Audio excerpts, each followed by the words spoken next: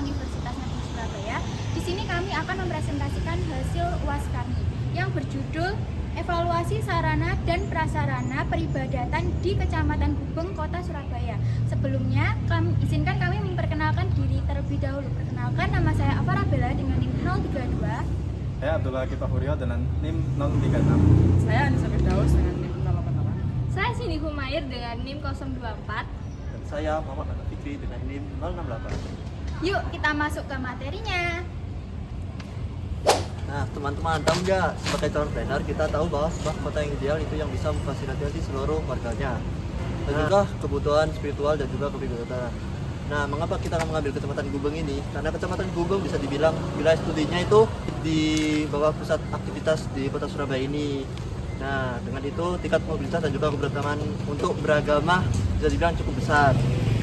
Nah, dari kondisi tersebut, kita tahu tujuan utama dari evaluasi ini adalah untuk mengukur sejauh mana ketersediaan, kondisi basic existing, serta tingkat aktivitas sarana pendidikan agar sesuai dengan standar teknis, tata ruang, demi kenyamanan seluruh umat beragama.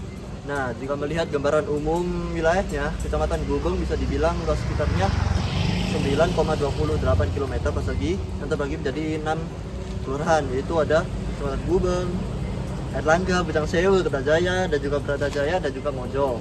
Kawasan ini sangat strategis karena dikelilingi pusat pendidikan, perdagangan, dan juga fasilitas kesehatan.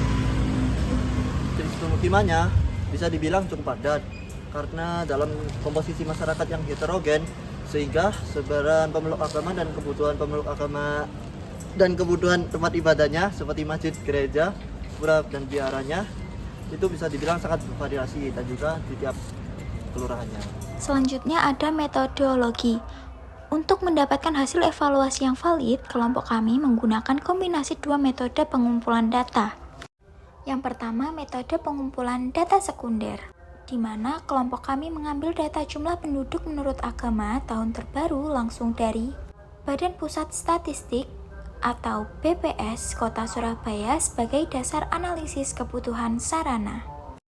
Yang kedua, metode survei dan observasi lapangan, di mana kelompok kami melakukan peninjauan fisik secara langsung untuk mengevaluasi kondisi infrastruktur, fasilitas penunjang, dan aksesibilitas sarana peribadatan di setiap titik yang ada di Kecamatan Gubeng. Hari ini saya akan membahas tentang analisis dan evaluasi kami sebelumnya di tugas sebelumnya terkait sarana dan prasarana ibadah. Terkait isu tentang manusia yang akan terus bertumbuh di dalam satu negara saja bisa mencapai jutaan orang yang tumbuh. Apalagi dalam kasus sarana peribadatan ini tentunya diperlukan banyaknya sarana ibadah yang mampu untuk mencakup seluruh masyarakat yang ada di dalamnya. Nah, contohnya di Kecamatan Gubeng ini sendiri, di tahun 2026 ini terdapat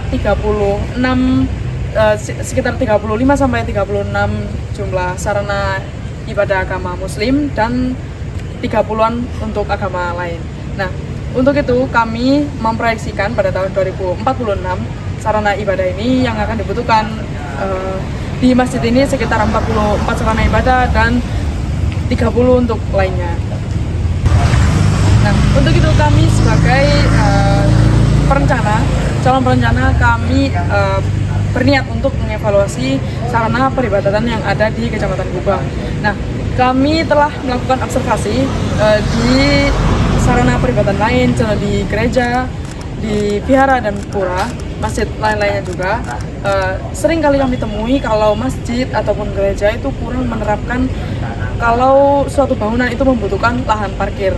Apalagi dengan pertumbuhan manusia saat ini diperlukan lebih luas lahan parkir untuk menampung kendaraan dari manusia tersebut. Seiring dengan bertumbuhnya manusia, lahan parkir juga bangunan masjid itu atau bangunan peribadatan lain itu sangat diperlukan karena manusia juga membutuhkan spiritual gitu ya. Melihat permasalahan tersebut, kelompok kami merumuskan beberapa rekomendasi perencanaan untuk kedepannya yang bisa diterapkan. Yang pertama adalah penyediaan kantong parkir bersama. Perlu adanya koordinasi untuk memanfaatkan lahan kosong, halaman instansi di sekitar, atau konsep parkir komunal terpadu. Tujuannya jelas untuk meminimalisir penggunaan bahu jalan, terutama pada saat momentum hari besar keagamaan. Yang kedua, peningkatan aspek inklusivitas. Kami merekomendasikan agar setiap tempat ibadah mulai menambahkan fasilitas akses yang ramah bagi kelompok rentan dan penyandang disabilitas seperti pembuatan rem jalan, guiding block, dan toilet khusus. Yang ketiga adalah pemeliharaan bangunan secara berkala. Pemerintah kota bersama pihak pengelola tempat ibadah harus menjaga manajemen perawatan struktur bangunan agar sarana tetap aman, nyaman, dan layak fungsi dalam jangka panjang.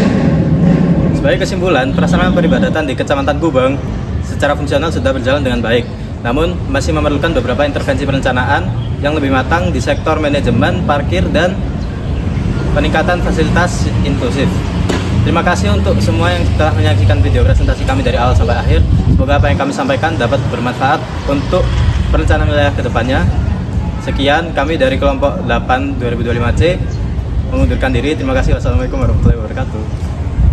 Hai guys, yuk ikut kita jalan-jalan di Kecamatan Gubeng.